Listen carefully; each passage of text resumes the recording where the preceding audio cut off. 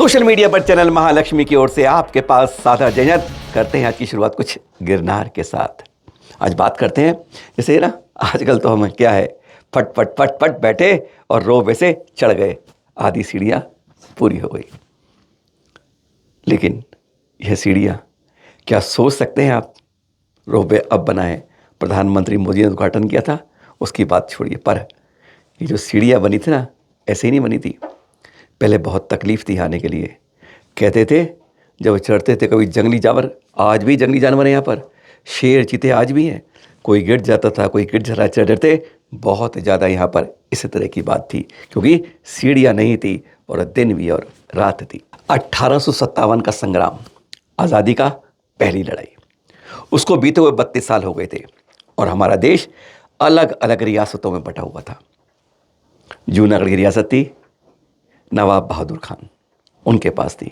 अब सोचिए एक मुस्लिम बादशाह क्या कर सकता है। आज वही बात का कहते हैं बहुत कुछ करता था, आज वही बता रहे हैं। कहते हैं उस इतिहास को बता रहे हैं कि जो आज 1000 करोड़ में नहीं होता तब कैसे हो गए। हाँ, बात हो रही थी उस समय उनके एक दीवान थे और एक पर्सनल असिस्टेंट, निजी व्यक्ति, निजी सहायक। इन दोनों ने बादशाह खान से गुजारिश करी। मूड देख के बात करते थे, जब थोड़ा मूड टेढ़ा है, गुस्से में है तो बात नहीं करते। एक बहुत मीठे मारे खुश हैं, आज कुछ बात पूरी हो गई है तो बस पहुंच गए। गिरनार के बारे में बताया कि यहाँ पर कई दर्शनार्थी आते हैं, चढ़ते चढ़ते कई गिर जाते हैं, कोई खा जाता जानवर, सुरक्षा नहीं है। यहाँ पर क्यों नहीं एक सीढ़ियाँ बना, तब सीढ़ियाँ नहीं थी, क्यों नहीं सीढ़ियाँ बनवा देते हैं। उन्होंने कहा कोई बात नहीं, उन्हें मालूम था कि मेरे मज़हब का नहीं है, मेरे धर्म का नहीं है, फिर भी उन्होंने कहा ठीक है बनवाते हैं, खर्चा लाओ। अंग्रेज़ों का इंजीनियर आया, उसने बजट बनाया और बजट बना 1,30,000। इतना क्या नवाब देगा। दोनों घबरा रहे थे, दीवान और सहायक जो थे। लेकिन एक बार हिम्मत करके कहा, नवाब ने खुद ही पूछ लिया कि कितना बजट बना, 1,30,000। कब बात कर रहे हैं, 1889 की। इतना तो नहीं दे सकते। उन्होंने हाथ जोड़ दिए। तब दोनों ने प्लान बनाया कि अगर नवाब साहब आप नहीं दे सकते, हम आपसे नहीं, हम एक और चीज़ स्कीम करते हैं, आप हमें बस सहयोग दीजिए, हम बात। उन्होंने कहा अगर मेरे ऊपर, मेरे खजाने पर इतना जोर नहीं पड़ता है, मुझे कोई दिक्कत नहीं आएगी। दोनों सोचने लगे इसके लिए क्या करना चाहिए, दिमाग लगाया, घुटन लगाया। पर एक बार आगे बढ़ते हैं ज़रा। सीढ़ियाँ चढ़ते हैं ना आप, इन्हीं की बात कर रहे हैं। आसान नहीं था पहले, पर हाँ आज तो सीढ़ियों के साथ करोड़ों करोड़ रुपए के ये महंगे पत्थर और निर्माण चल रहा है, लगातार हो रहा है।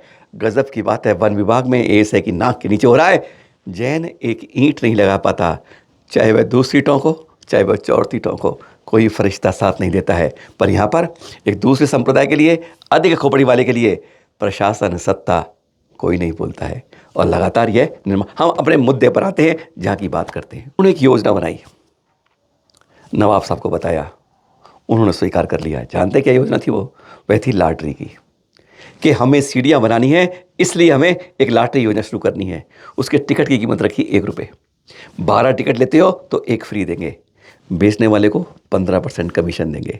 आज की बात बता रहे हैं, ये बात नहीं 1889 की बता रहे हैं।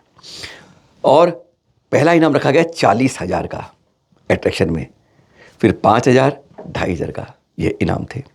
और उम्मीद थी कि इससे जो पैसा आएगा उससे हम सीढ़ियाँ बना लेंगे। कहते हैं जब वो प्रयास करते हैं सफलता उन्हीं को मिलती है, जो आशाएं देखते हैं वही अपनी मंजिल पर पहुंच पाते हैं। बात हो गई, प्रचार हो गया, और फिर कैसा टिकट था, क्या था, अरे वो तो बताया नहीं आपको कि शुरुआत हो गई बिकने की। और हिंदू और जैनों ने उस लॉटरी को खूब खरीदा, खूब खरीदे गए और पता नहीं चला कि कब सारी टिकटें बिक गई। अरे हिंदू जैन क्यों, सिखों ने, अंग्रेजों ने, मुसलमानों ने भी बढ़ चढ़ कर भाग लिया। हर कोई जानता था कि टिकट किस लिए है, पर 40, हाँ वो 40,000 पहले रंगों कम कर दिया गया 10,000 रुपये, क्योंकि लग रहा था कि उस तरह से इतनी टिकट नहीं बिक पाएगी कि बड़ा इनाम इतना दे पाएंगे। मंजूर हो गया। जैन, हिंदू नहीं, सिख, ईसाई, मुस्लिम भी बड़ी संख्या में खरीदी टिकटें गई। 1892 का वह रविवार 15 मई, उस ड्रॉ को देखने के लिए दूर दूर से लोग आए, दूर दूर से। 15 मई 1892 का वह दिन था जब वह लॉटरी का ड्रॉ निकलना था।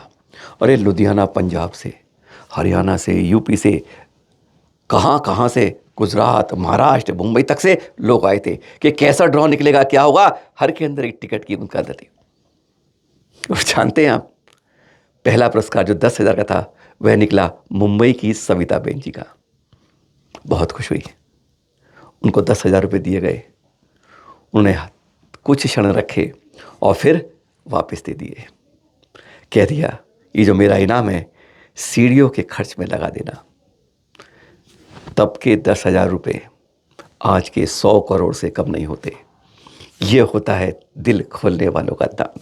टिकट खरीदी थी और इनाम निकल आया तो उन्होंने पूरी पूरी राशि दान दे दी थी। आज कोई नहीं जानता होगा उन मुंबई की सविता बेन जी को, कि जिन्होंने पहला इनाम ने बाद मुंबई से पैसे खर्च करके यहाँ आई थी ड्रॉ देखने के लिए, और गजब का पहला इनाम पाके तब वह हैरान नहीं, मुस्कुरा के वापस चली गई थी।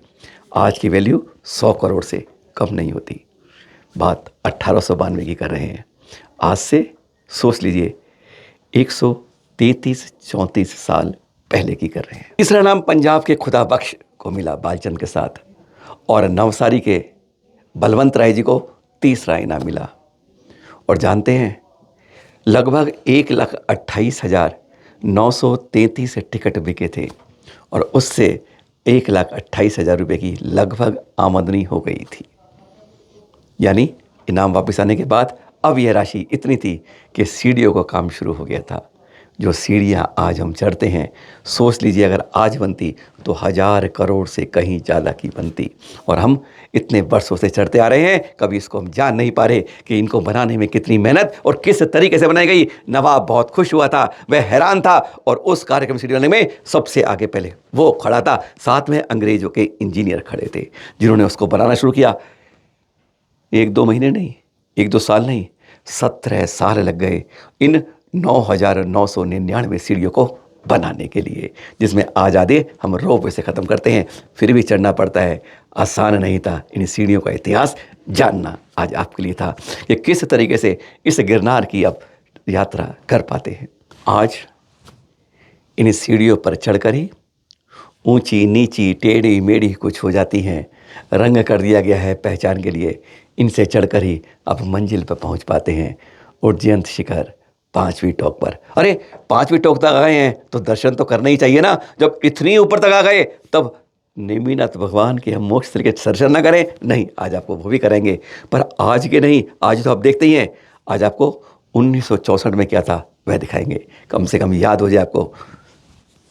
आंख खोल लीजिए, हम नहीं दिखा रहे चित्र, ये सरकार गुजरात के चित्र खींचे हुए हैं, वही आपको दिखाते हैं, क्योंकि आपको पता चले कि कैसा क्या था, क्या बदला है।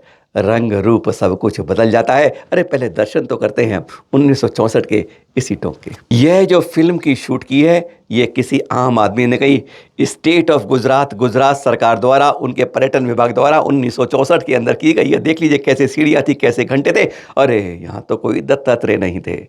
बस आज यही छो रहा है कि बड़ी मछली छोटी को शिकार कर रही है। ज़्यादा खोपड़ियों में छोटी खोपड़ियाँ हकीकत में अपने तीर्थ को हटा रही हैं। आज से 20 साल पहले हाई कोर्ट गुजरात ने भी कह दिया, आओ अपनी अपनी मान्यताओं से, अपने अपने विधाओं के अनुसार आप पूजा पाठ करो। दर्शन तो अब मिल जाते हैं, पर पूजा और लाडू नहीं चढ़ा पाते हैं। इसलिए बता रहे हैं क्योंकि अब इस बार लाडू की तैयारी हमें गिरनार की करनी है। प्रयास करिए शांति से, प्रेम से, सद्भाव से मिलकर। अगर आप ये करो, आप भी करो और हम भी करें। अदालत ने जब तक ये कहा है क्यों नहीं हम भाई मिलकर ऐसे ही करें।